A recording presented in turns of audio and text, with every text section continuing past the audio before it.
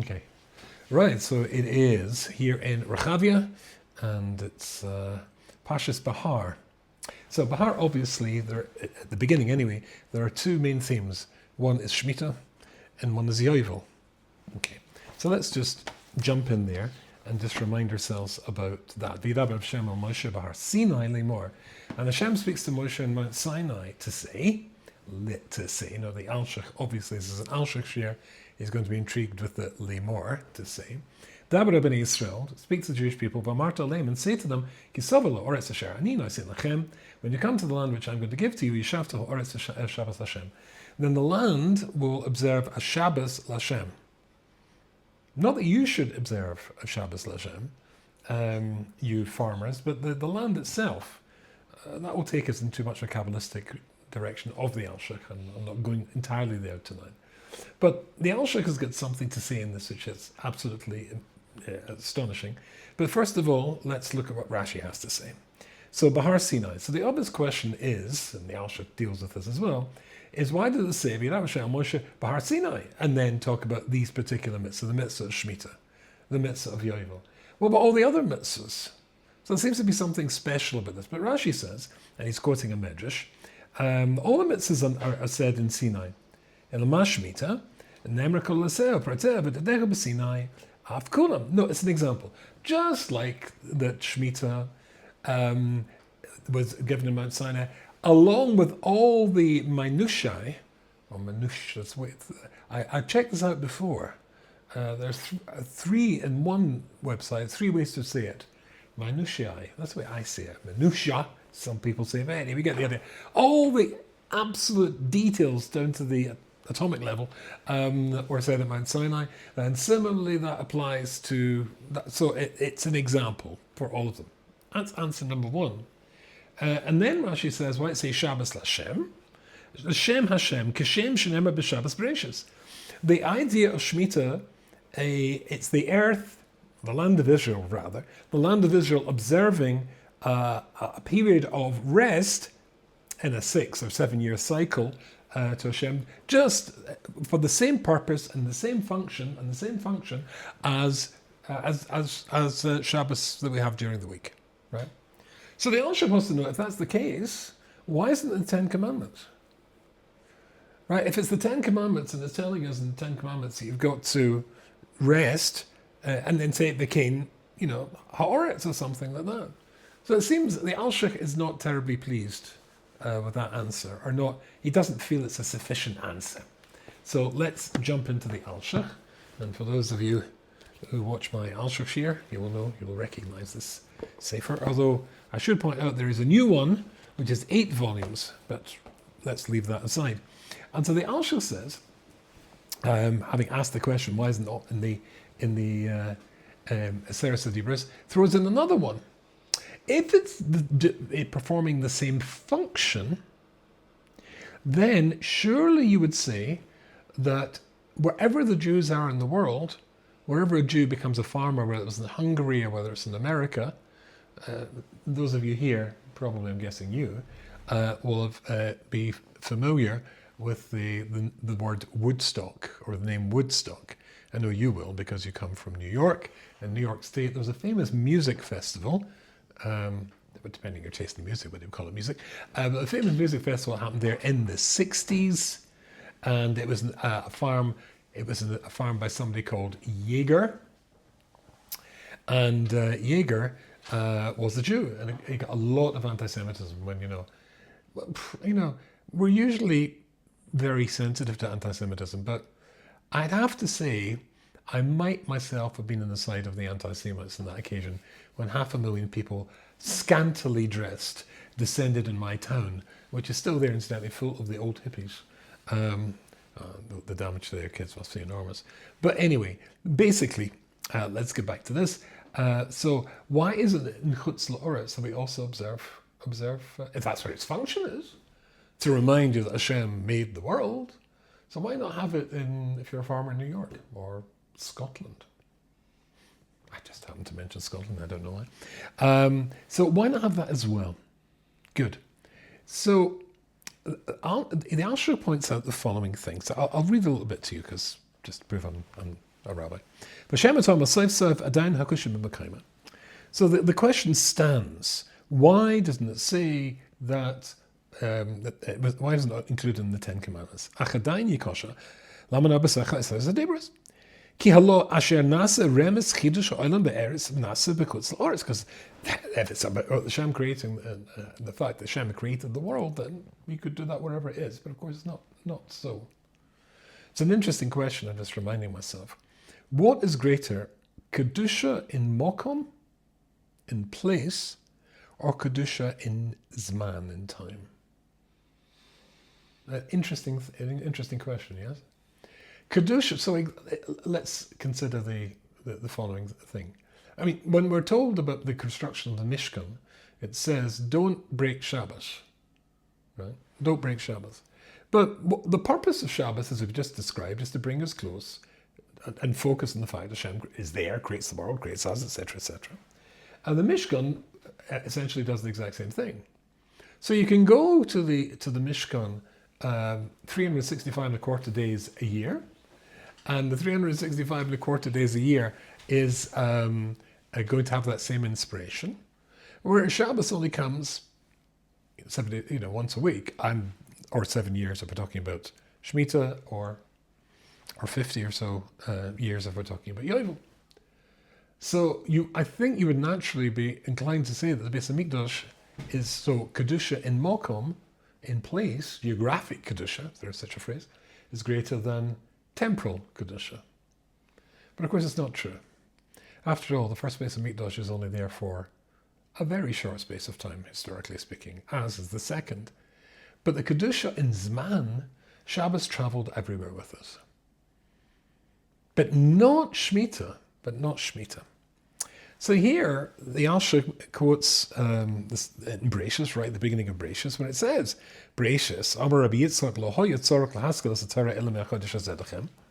Why do we have the idea of the whole idea of telling us of Bereshis and Hashem created the world? We're only interested in mitzvahs. Mitzvahs start in Exodus. HaChodesh hazeh lechem. So what's the whole book of Bereshis doing? Asks Rashi. The Ramban goes crazy with Rashi for saying such a thing. After all, you don't believe God created the world. You failed the Jewish test. Number 101 Judaism. God created the world. So how can Rashi say that? Well, there's a ton of answers on that one. That one big question. It's the mitzvah rishon she'asav b'bo Yisrael. It's the number one question. So he says that the whole idea is an order to teach you that if the non-Jewish world says that you are thieves, that you stole the land of Israel from the original inhabitants, you're supposed to turn around and say, hold on, demonstration from the river to the sea. Don't you realize that Hashem Yisborach created the land, it belongs to him, he gave it to them, but they were extremely obnoxious. And Hashem decided, as it's all his, to take it away from them and give it to us. Dada, end of the challenge. One might consider being a bit reticent about having an argument at the United Nations and advancing that as justification. Although I believe one of them did. One of the Israeli ambassadors stood up there and pulled out the Bible, read it, and said, "Who denies that? Who here is going to die?" It just was interesting. So it can actually be deployed as an argument. Okay. But the important thing is that we are saying, says the Alshach, that we believe that we are entitled to the land of Israel, specifically the land of Israel. That's why we don't keep Shemitah anywhere else. We keep Shemitah as a testimony to the fact that the Rebbe Hashem gave this land. Our claim to this land is that Hashem gave it to us. We don't claim New York.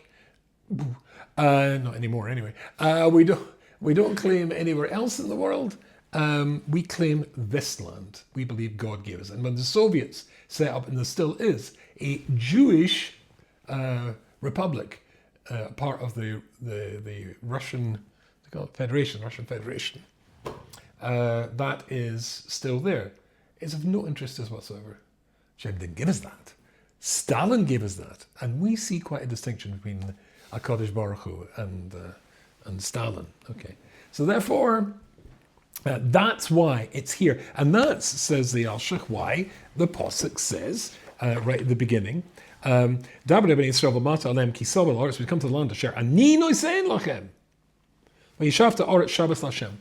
You would be able to say that I gave it to you if you let the land lie fallow. We believe. Okay, you don't like it. Okay, it's not popular. But you've got to accept that we believe that our entitlement to this land comes because God gave it to us.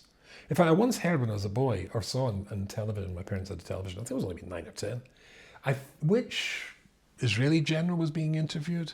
What was the one that was assassinated? Rabin. Anyway, so basically, the guy interviewing him said, but you're not a religious Jew. And he stumbled because he couldn't say this argument. He couldn't deploy this argument. But the interesting thing is, therefore it comes out that the whole, is an interesting concept, the whole legitimacy of the Jewish people, the Jewish religion, and the Jewish claim to have a special relationship with God is time. Time. It's marked by cycles. It's marked by a cycle, a weekly cycle we call Shabbos, and we rest there. We mark time, 6 days, and then we stop. A cycle, testimony to the existence of God, our testimony to the existence of God. We do it when it comes to Shemitah, every 6 years. We stop. And it's also, as we've just said, our claim in the land of Israel. And when it comes to the Yovel, then again, it's a repetition. So marking time, being aware of time, that is the absolute engine of Klal Yisrael's claim, which is an interesting concept. And just when I was preparing the Shiur earlier today, it just struck me that that's exactly what we are. We are very time-oriented people. Okay, let's take this a stage further. The Kli Yoker, one of the classic commentators, obviously, in the Mikros Gedas, sorry, I was just an earthquake. He famously in my mind, said, because we'll go a little bit further, it says the following thing. So it's talking about the cycles of Shemitah, and then it says, the Sefarta L'cha Sheva Shabbos. So once we've established the Shemitah cycle, 6 years and then a year of lying fallow, then of course we've got the Yovel, so it's 49 years and then the Yovel, and which is remarkable. And we don't have time to go into all of what happens there, but basically all property reverts to previous ownership. You're basically, of course, there's ways around this, but basically it's you don't buy something, you lease it. There's a lot to say in that. And then the Pasuk says, it's Pasuk Ches in Parshas Behar, right at the beginning. The Sefarta L'cha, and you will count for yourself, Sheva Shabboses, 7 Shabboses Shonim, Sheva Shonim, Sheva for Omim. So you will count 7 cycles of Shemitah, giving you 49 years. So you get up to 49, and at that point, that's when Shemitah, a Yovel kicks in, and this is a big thing, which of course gives us the English word Jubilee.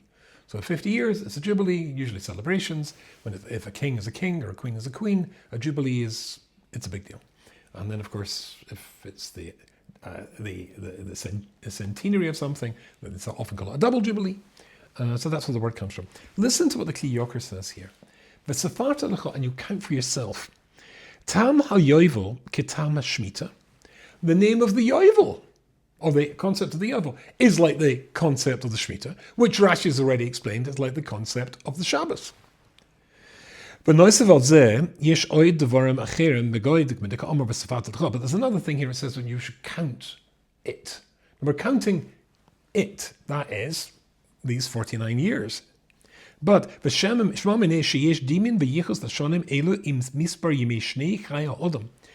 a hint going on here to the life of a human being, the life of a man. 49, does that ring a bell? And then 50. So how does that relate to a man? So he says, Asher hema al harayv boim b'misbach mishim, ki yimei shonasav behem shivim shana. Really, as King David says, a man's life is 70 years.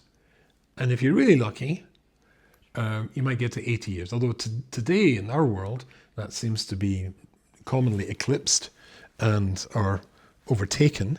And I heard just this week, have you heard the story? There's a man of 102 was a Holocaust survivor. Bright as a pin. No degradation of his, degrading of his mental capabilities. And he made a Siyam Hashas. I don't know which one it was. Maybe he's made it many, many times. And he gave a whole Devar Torah. He gave astonishing things. So, I mean, we're living in unusual times. When it comes to longevity, at least for the last 3,000 or 4,000 years, because before then, people had thousands of years. Okay, fine. But he says a very interesting thing. He says that a man's life, for the first 20 years of your life, you're not chayiv for anything you did wrong, because, but as far as the Beis Din Shomal is concerned, I suppose that's your apprenticeship. Right? It's when you're learning to be a Jew, and you're learning to do the things and be mature enough to stand on your own feet, spiritually speaking, and that kicks in fully when you are 20, 21. After that, well then, if you take the 20, which doesn't count, away from the 70, you get 50, that's the yovel. And therefore, an epoch, a period, is 50 years. And then everything changes. Right? And people ask me all the time, what happened? Because people use the phrase these days, not popular still, because it's a bit controversial. The end of the Kiruv movement, or the death of the Kiruv movement, which is, to my mind, undeniable. If you're comparing it to its heyday in university campuses and people going to yeshivas like Or Sameach and Ishatar, etc., and girls' seminaries like the Neve Yerushalayim, that really doesn't exist anymore, at all. And people say, is it a sociological answer? Is it because of the collapse of the implosion, literal implosion, of the conservative movement in America, which was the feeder for the Kiruv movement, because most American Jews were conservative or reform? Is it the implosion of that, or other reasons? And I say, no, it's this Kli Yoker and Behar. 50 years is up. In 1967 was the birth of the Kiruv movement. That's when all these Or Sameach places and like places is blossomed. And then time was up 50 years later. Well, if you're good at math in 1967, right, so that takes us, we're way out of date now. Right, so times have changed. In my book, said he modestly, in my book, my translation of Shar B'Tochen, L'Chovos Levavos, I say in the introduction, there is nothing the Sultan likes better than for you to be fighting the last era's war with the last era's tactics and weapons while he's moved on to a whole brand new campaign. So you've got to, he says, look at your life and have the same regard to monitoring it and monitoring the cycle of your life in order to achieve the same connection with God and legitimization, if you like, of you as an individual Jew, or we as individual Jews. Interesting idea. Have you ever considered how many days are in 70 years? Well, the answer is 25,567 and a half days. Now, if I told you, let's choose Nossi for a person, my friend over there, Bluey. So if I told you that your income for next year will be $25,567 and a half, how well are you doing? How much money are you bringing in? That's not big. No, considering your bills and your children and grandchildren and forthcoming weddings and Hashem and all that sort of stuff, all the stuff that we have doesn't seem a lot. No. But if we talk about that, if we remove that 20 years, the 20 years from the calculation, which takes us to the core of your life, which is the 50 years here, that's 18,262 and a half days. That doesn't sound a long time. If you live to be 30, then you've got 14,610 days left. 40, you've got 10,957 and a half days left. 50 years, you've got 7,305 days left. If you're 60, I remember being 60, then you've got 3,652 and a half days left. And if you're 70, as I am, a bit worrying, but maybe you'll get to 80. But how much are you going to get there? Right? So basically, again, then it's 365 times 10. No, 3,000, and it's whatever. It's not huge. Oh, of course, you get to 100. We should all get to 102 and make a Siyam Shas with a sharp mind. Yeah, that would be very nice. But monitoring time is apparently what we are all about. In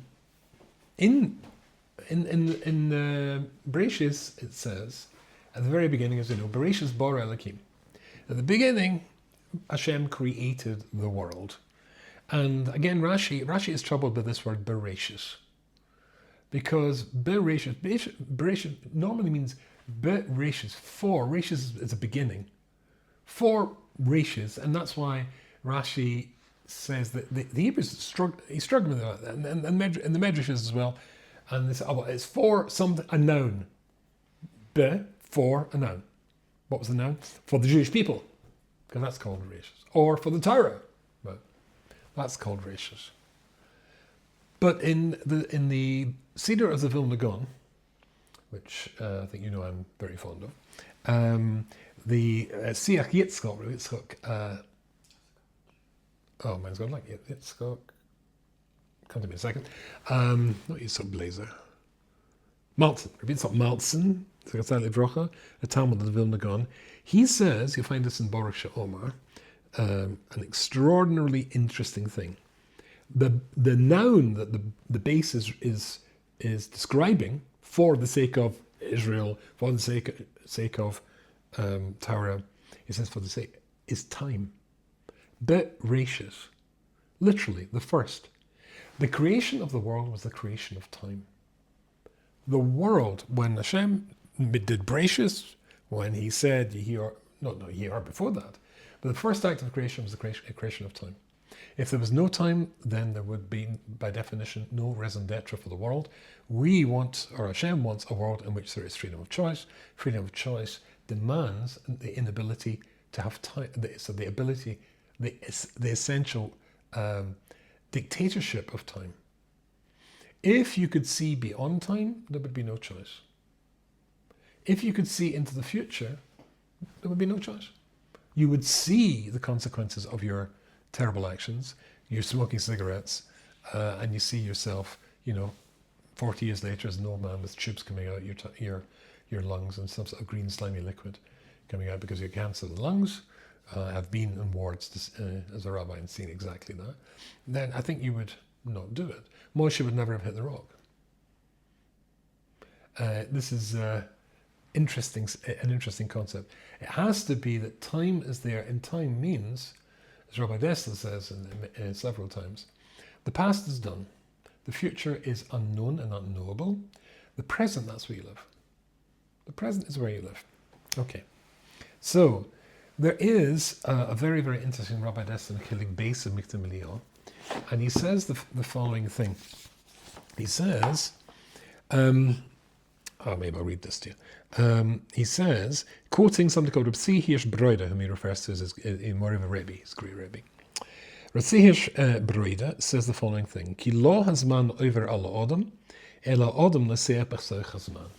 It's not that time passes over a man, but man passes through the times. So what does this mean? So he says that normally, I'll paraphrase the whole thing, speed things up.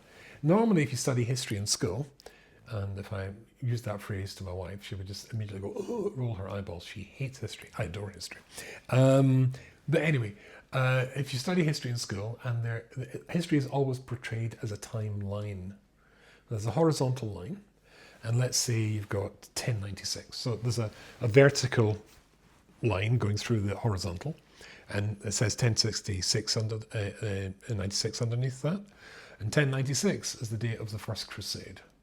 Rashi lived up during 1096.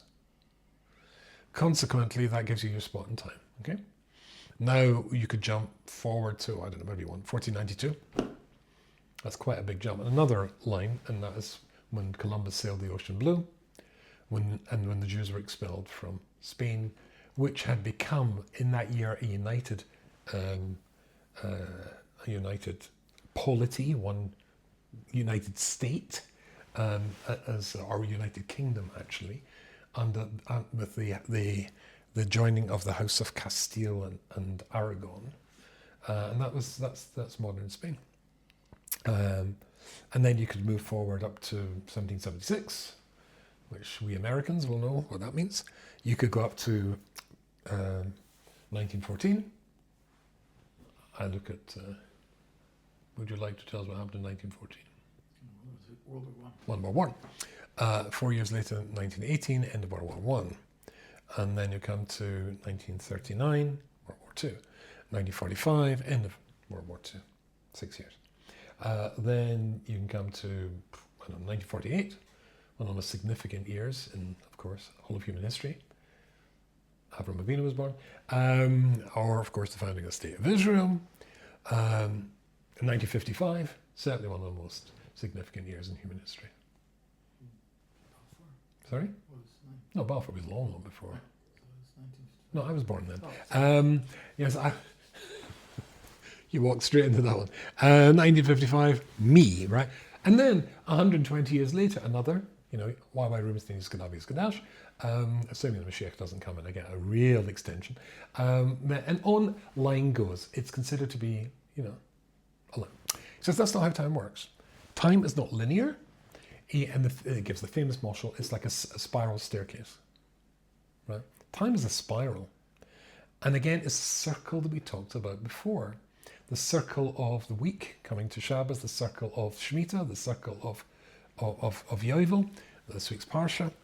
Time is a circle, essentially, which is hardly a surprise because time works the way Hashem created our universe that we can see and are part of with circles. After all, a day, time, is the rotation of the earth around its axis, right? Which is, of course, 24 and a bit hours. And then around the sun, 367 and a quarter. Again, circle. And then the moon around us giving us a lunar calendar, etc. And all you see is when you look at the universe is circles. Planets, making circles. And apparently the universe is a circle, which is interesting concept. So the exact idea is if, let's say, your best friend, there's a spiral staircase going. Those of us who live in Yerushalayim can easily think of what's that place where they give out all the medical equipment? Yad Sarah. They've got a spiral, a huge big spiral, but that's not. I think that's a chute for bringing stuff down. But a spiral staircase. Imagine you're standing at the bottom, and I'm going up the spiral staircase. So as you're looking, I now disappear. And then I come back again, and I come back again. That's how time works. And notice I'm moving forward, but I'm coming back to the same spot I was in a previous level. That's time. It's circular, or perhaps more accurately, spiral. So therefore, in a weekly basis, the circle is smaller when it comes to Shabbos, as we said, or Shemitah, or Yovel, or Pesach. And when you come to that point that you were before, I'm going forward, I'm coming to that point again, then what's available at that point in time, what was available in time at that point in a previous lower level is there available again. That's why we call Pesach Zman Cherosenu, the time of our freedom, when we go out to freedom. And we can go out to freedom again every time we come there. In fact, the Mishnah and mentioned in the Haggadah famously says, you've got to see yourself as though you're there. And you are. It's there. That energy is released into the world called Cherut, called freedom, which comes into the world and you're able to tap into it again. It's the same when you come to Shavuos, Zman Matan Torasenu. Festivals are not commemorations of historical events. They are a chance to grab that moment in time which comes around again. But of course, there's more than that. And that is to say that the circle, we're saying man passes through the times, but it's not just the times of his own life, but the times in which his life takes place in. A man passes through the times. there's a famous question about the Ten Commandments, the Aseret Dibros, that there are 5 on one side and 5 on the other side. The 5 on the right hand side, the first 5 deal with your relationship with God, and I'm Lord your God, right, and no other gods except me, etc. And then the other side, then it's all interpersonal relationships. No stealing, no murder, no adultery, etc. But there's one that's not there in the right place, and that is number 5. That is, your honouring your parents is over in the first 5, and that should be God, but surely parents are people. So the answer is, and again, I think the Kliyaka makes this very nice exposition of this. Again, he says, your parents are perfect for you. Does that mean that your parents are perfect? No. Does that mean that you're perfect? No. As a parent, all parents make mistakes. It's inevitable. But they're not perfect, but they're perfect for you. And you're not perfect, but you're perfect for them. There's a relationship, there's a symbiosis going on there between the two. There's also a symbiosis going on between you and the time in which your soul came to this world. And therefore, the time that you're in, the era, the epoch that you're in, that 50-year slot that you're put into, that was perfect for you. That means to say there is different times, different challenges in different times. There's the challenges of Hellenism and the Romans and the Inquisition, or the nationalism of Napoleon freeing the Jews from the ghettos, etc., etc. There is always challenges which allow you to deal with the situation, because that's what you were equipped to do. And there's a very famous Gemara on this subject. It's a story about Choni Hamagel. And Choni Hamagel, this is on Tainus and Kof Gimel. But the famous story goes that Choni Hamagel was struggling. He couldn't. There was a piece of Gemara, a verse which said that when we come out from exile, we will be as though we've been asleep for 70 years. The first base of Mikdash. Then it's as though we were asleep for 70 years. And he said, I always struggled with that. Rabbi Yochanan called Yom Shal Oisa Tzadik Hayim Star Al Mikraze. He was upset because he couldn't get upshat in that. He couldn't understand it. Shir Amalas, Beshu Hashem, Eshivasenu, Mehinim Chachonim. When we come back from the Golas, it'll be as though we were asleep. We just, we nodded off. Mika Daine Ishev Shanim. Who could sleep for 70 years? And then he does. So, being skeptical about what Dov the Melech Amida Keneg and Mida, he goes to sleep for 70 years. And then he famously wakes up, and there was a man he was talking to before he went into sleep, and there seems to be the same man with the carob tree which he just planted, and it was fully grown. And he says, because carob tree takes a long time to grow.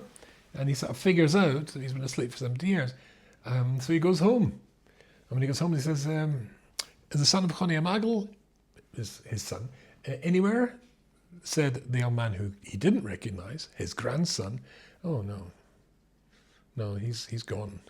But his grandson's here. I thought, well, as a matter of fact, I am Choni Hamagel. Yeah, pull the other one. And of course, there were no pictures, no family pictures in those days. I assume there was no lack of facial similarity. And so he goes to the base of Medrash. He goes to, and they're all struggling with Gemaras, and he gives them an incredible explanation, and it really blows their socks off. But that's probably an expression they used in those days. And I've not had such clarity, they declare, since Choni Hamagel's days, 70 years ago. He said, well, actually, I'm Choni Hamagel. They thought, brilliant mind, but sick, not poor old fella. And then, of course, he goes and he asks Hashem, please, take me back. And Hashem takes his neshama up to heaven, from which the Gemara says, from which we get the famous saying, O Chavrusa O Misusa. And the Rashi says there that they did not give him. He said, if I'm not getting any COVID, then there's no point in me being here. Gabi Maisa Odom Nogim Boy COVID If they're not giving you COVID, what does it mean that they're not giving me COVID? And the commentators say that it wasn't that he didn't treat him with respect. It's just that he was out of time. He was in the wrong place. How they dealt with the challenges of their time. The Torah is elastic and can stretch or contract, expand or contract, to meet any particular situation. But in your time, you know how to face the challenges of your time. And the Gemara that he fully understood now has to be applied to the time that he no longer belongs to. And therefore, no point in being here. There is a beautiful Rabbi Dessler, and here we finish, in Rabbi Dessler, in Chelik Daled, in page 208, although Rabbi Dessler's got lots to say in this subject, the subject of time. If you've got a Rabbi Dessler at home, just look at the index at the back. Look how many entries he's got in time. You can look at freedom of choice, a ton. You can see what he was really interested in. So he explains this Gemara about Choni Magel. And he says the following thing. L'kol dor bechinam yuchedes shel kiddush Hashem. Every generation has a specific, particular role in the mitzvah of kiddush Hashem. L'kol yochid shebador ein avodasei chashuva ki im betztarfa lekiddush Hashem hamiyuchad shel dor. And any individual to fit in, to be part of that time, then you've got the gifts. And you have to use them to make a Kiddush Hashem in that time. But if you've not been given those gifts, if you're out of time or in another time, then you can't possibly do this. Geder dvekas shaldara shalchoni. Therefore, the attachment of Choni Hamagel to the generation which he now found himself in after a 70-year shlof. Keben lifnei hamelech. It's like somebody, a ben lifnei hamelech. And not like an Eved, which is what we're supposed to be. And he says, my time's up. So there's a lot to... What can we take out of that? Well, at a simple level, we live in challenging times, certainly us in this generation, and that's putting it mildly. But we could not have been sent here in the first place if we cannot succeed in these times. I was just looking at a letter that Reb Chaim Kanievsky at the beginning of after the October the 7th mini pogrom, and he said that the Klal Yisrael was standing on the knife's edge, and all we can do is to reattach ourselves or more firmly to Hashem. But we can do that.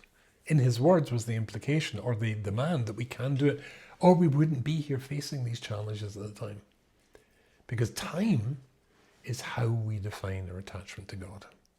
He controls time, he controls our role in time, and we're certainly facing challenges at times, but we can meet those challenges or we wouldn't be here at all.